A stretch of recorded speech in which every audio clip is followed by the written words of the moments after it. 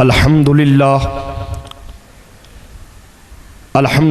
رب العالمین والصلاة والسلام علی سید الانبیاء والمرسلین اما بعد فاعوذ باللہ من الشیطان الرجیم بسم اللہ الرحمن الرحیم وَاعْبُدْ رَبَّكَ حَتَّى يَأْتِيَكَ الْيَقِينُ صدق اللہ مولانا العظیم وصدق رسولہ النبی الکریم الامین۔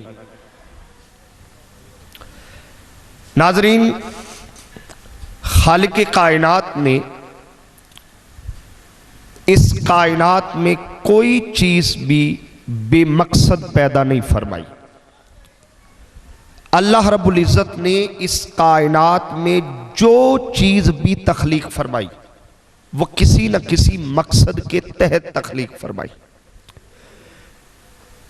اور جو چیز اللہ رب العزت نے جب سے تخلیق کی ہے وہ چیز اپنی مقصدیت پر قائم ہے۔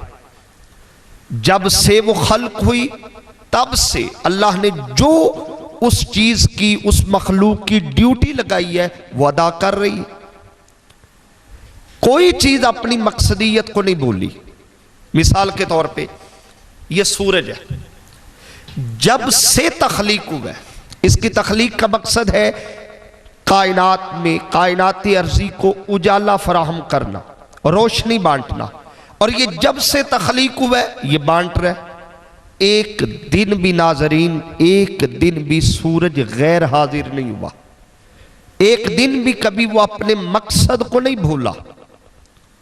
چاند کو لے لیجئے، چاند کا مقصد ہے رات کی اندھیروں میں اجالے بانٹنا، چاندنی بکھیرنا، اور چاند جب سے تخلیق ہوا ہے وہ اپنے مقصد کو پورا کر رہا ہے، کبھی غیر حاضر نہیں ہوا، کبھی اپنے مقصد تخلیق کو چاند نہیں بھول پایا۔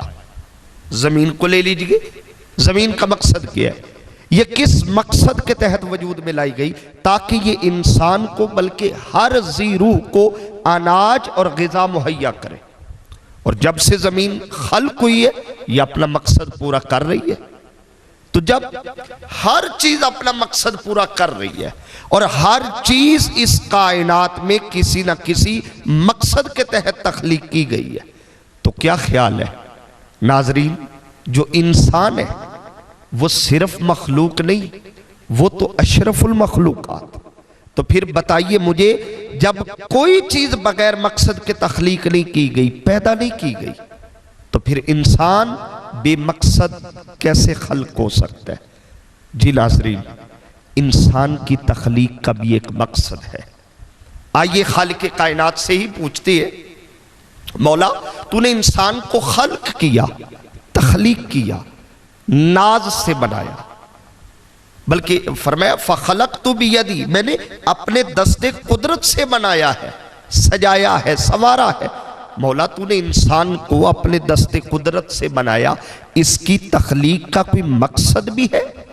فرمایا ہاں، جب میں نے چیونٹی کو بھی بے مقصد پیدا نہیں کیا تو انسان کو کیسے بے مقصد پیدا کر سکتا ہوں؟ مولا پھر مقصد کیا ہے؟ فرمایا وَعْبُدْ، انسان کی تخلیق کا مقصد ہے وَعْبُدْ رَبَّكَ، اے انسان تو اس لیے پیدا کیا گیا ہے کہ اپنے رب کی عبادت کر، اپنے خالق کی عبادت کر، اپنے رازق کی عبادت کر، تو اس لیے پیدا کیا گیا حَتَّى يَأْتِيَكَ الْيَقِينُ، اور یوں عبادت کر کہ تیری زندگی کا ایک ایک لمحہ عبادت بن جائے۔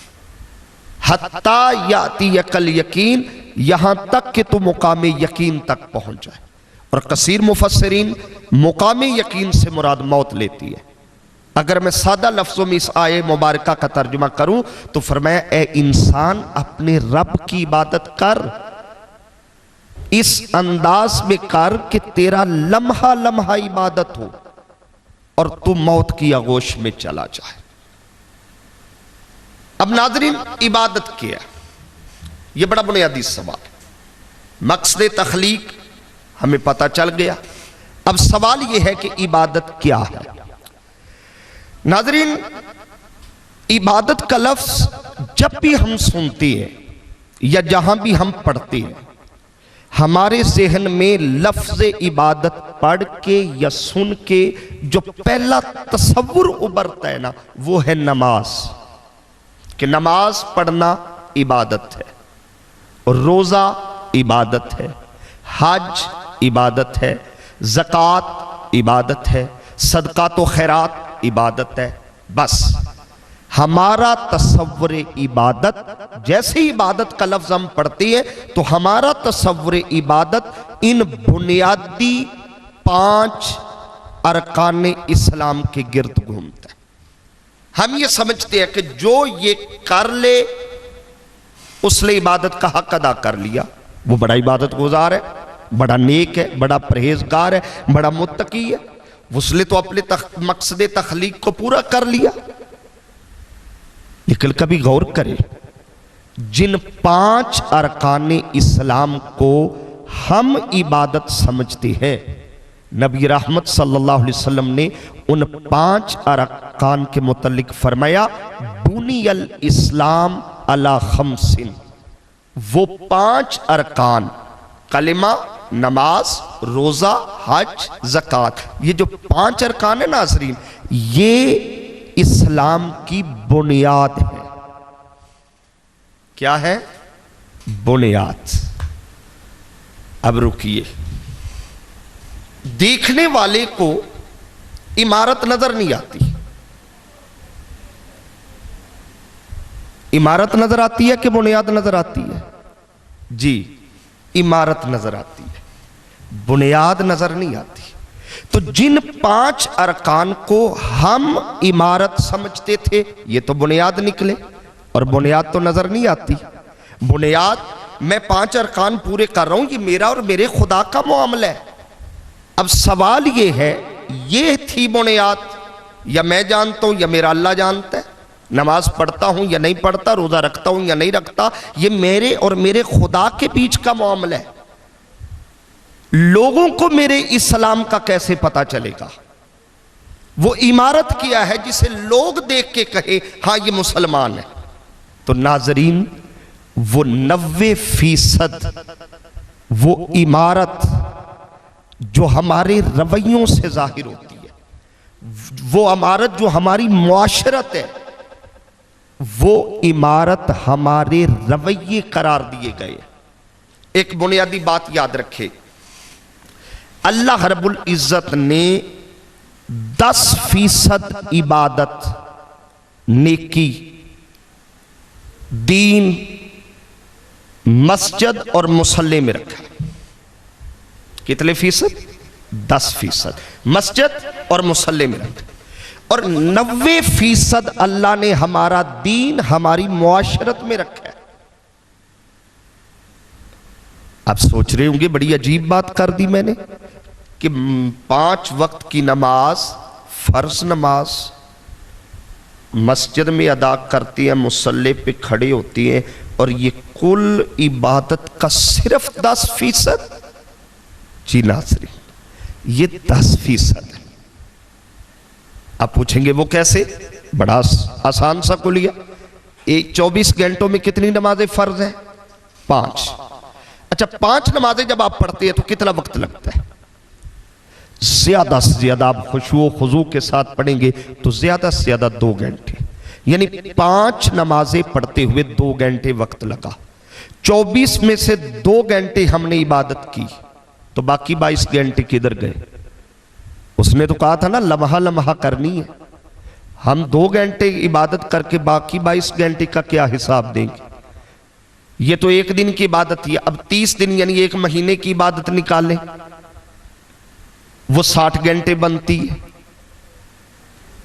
अगर इसी को हम पूरे साल पे करें तो पूरे साल में अगर जितनी हम नमाजें पढ़ती हैं, जिसे हम इबादत समझे, वक्त निकालें, 720 घंटे बनती है। पूरे साल में से 720 घंटे। अब जरा ये मामला समझने वाला है। 720 घंटों को जब दिनों पे तकसीम करेंगे तो 2 महीने बनती है। अब हमारे पूरे साल की कुल इबादत 720 घंटे यानी 2 महीने बनती है, तो बाकी 10 महीने कहां गए? खालिक का तकाजा था हत्ता याती कल यकीन, लम्हा लम्हा इबादत बने, और हम साल में 2 महीने इबादत करके समझती है कि हमने हक अदा कर दिया। तो फिर इस बात को मानना पड़ेगा नाजरीन, 10% इबादत मस्जिद और मुसल्ले में है, और 90% इबादत दीन नेकी अल्लाह रब्बुल इज्जत ने हमारी मुआशरत में रखा है। अब मुआशरत क्या है? हमारा लेन देन हमारी मुआशरत है, हमारा मिलना जुलना हमारी मुआशरत है, हमारा उठना बैठना हमारी मुआशरत है, हमारा एक दूसरे के साथ मेल मिलाप हमारी मुआशरत है, मुलाकात मुआशरत है, हमारा जरिए मुआश हमारी मुआशरत है, हमारे हुकूक व फराइज की अदायगी हमारी मुआशरत है। नाजरीन, जुल्म के खिलाफ आवाज बुलंद करना, बुराई के खिलाफ जिहाद के लिए उस मैदान में उतरना, ये हमारी मुआशरत है, और 90% अल्लाह ने इबादत इस मुआशरत में रखी है। मैं बात आसान कर दूं, एक हदीस से सहारा लेती है। नबी रहमत सल्लल्लाहु अलैहि वसल्लम, इमाम बुखारी ने इसे अल अदबुल मुफरद में नकल किया, और अल्लामा इब्ने हिब्बान ने इसे सही इब्ने हिब्बान में नकल किया। सैयदना अबू हुरैरा रज़ी अल्लाह तआला अन्हु इसके रावी है। हदीस सुनिए, अर्ज की गई, या रसूल अल्लाह सल्लल्लाहु अलैहि वसल्लम, एक औरत है, आका बड़ी नेक है, हर रात उसकी तहज्जुद है, और आका कभी फर्ज नमाज उसकी कज़ा नहीं हुई। या रसूल अल्लाह अक्सर रोजे से रहती है, सदका भी बहुत करती है, खैरात भी बहुत करती है, आका बड़ी नेक है, मगर या रसूल अल्लाह सल्लल्लाहु अलैहि वसल्लम एक मसला है, उसकी जुबान के शर से उसका पड़ोसी महफूज नहीं। आका अलैहिस्सलातु वस्सलाम ने जब उस औरत की ये हालत सुनी तो हुजूर ने पता क्या जवाब दिया? जवाब बड़ा काबिल तवज्जो। अब उसकी आप इबादत भी देखें और जवाब भी सुनिएगा हुजूर का। इबादत क्या है? हर रात तहज्जुद, नमाज कभी कज़ा नहीं हुई, सदका खैरात, गरीबों को खिलाना, ये सारी उसकी इबादत है। इबादत की फहरिस्त भी देखे और हुजूर का जवाब भी सुनिए। आका ने फरमाया, ला खैरा फीहा हिया मिन अहलुन नार। सहाबा, वो कुछ इबादत करे उसके लिए कोई खैर नहीं, और उसका शुमार जहन्नमियों में। अल्लाहु अकबर। गौर किया आपने? 10% तो उसका पूरा था, मामला 90% में आया है। यानी अगर मैं सादा बात करूं, हुकूकुल्लाह पूरे थे, मगर हुकूकुल इबाद में कमी थी। और नाजरीन, मैं पूरे अगर दीन का खुलासा बहसीयत तालिबे इल्म जो मैं अभी तक समझाऊं, अगर पूरे दीन का खुलासा मैं जो समझाऊं आपके सामने रखूं ना नाजरीन, जब तक हुकूकुल इबाद पूरे नहीं होंगे, हुकूकुल्लाह की कोई अहमियत नहीं, वो कबूल नहीं फरमाएगा। खुदा के बंदे तो हैं हजारों, बनू में फिरते हैं मारे मारे, मैं उसका बंदा बनूंगा जिसको खुदा के बंदों से प्यार होगा। असल मकसद तखलीक इबादत, 10% मस्जिद और मुसल्ले में इबादत है, 90% हमारी मुआशरत में इबादत। अल्लाह रब्बुल इज्जत ने कुरान मजीद में एक जगह पूरा चार्ट दिया है कि इबादत का तसव्वुर किया है। तसव्वुर इबादत क्या है, इस्लाम का तसव्वुर दीन क्या है। सूरतुल माऊन के अंदर अगर आप इसको तफसील से पढ़ें, मैं इख्तसार के साथ सिर्फ 1-2 बातें आपसे अर्ज करना चाहूं। सूरतुल माऊन फरमाया, अराइतल्लज़ी युकज़्ज़िबु बिद्दीन, ए महबूब आपने उस शख्स को देखा है जो दीन को झुटलाता है। अगली आयात अलामात है उस शख्स की जो दीन को झुटलाता है। اور کسی آیت میں نہیں کہا جو بے نمازی ہے وہ دین کو جھٹلاتا ہے، جو حج نہیں کرتا وہ دین کو جھٹلاتا ہے، جو فلاں تسبیح نہیں کرتا وہ دین کو جھٹلاتا ہے، کہیں پر نہیں۔ مولا یہ دین کو جھٹلانے والے کون ہیں؟ فرمایا فَذَلِكَ الَّذِي يَدُعُ الْيَتِيمَ، لوگوں دین کی تکذیب وہ کرتا ہے جو یتیموں کے حقوق کا خیال نہیں رکھتا۔ ہم نے یتیموں کے حق بھی دبائے ہوئے ہیں اور آئے دن عمرے پہ بھی گئے ہوتے ہیں۔